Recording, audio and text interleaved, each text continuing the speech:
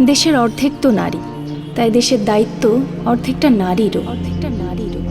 সারা জীবন তো মানুষের কাছেই কথা শুনলাম, কিন্তু এখন আমিও কথা বলি। আর এই কথা বলার সুযোগটা আমাকে করে দিয়েছে প্রাণ RFL group. Hello sir, welcome to প্রাণ আরএফএল কাস্টমার সার্ভিস। কথা দিয়েই তো এগিয়ে নিচ্ছি দেশকে।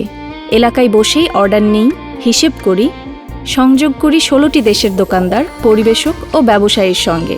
আমার মতো হাজারো নারী মন প্রাণ দিয়ে এই কাজটা করে বলেই প্রাণ কোম্পানির মাধ্যমে বিশ্বের কোটি কোটি মানুষের কাছে পৌঁছে যায় গর্বের বাংলাদেশ।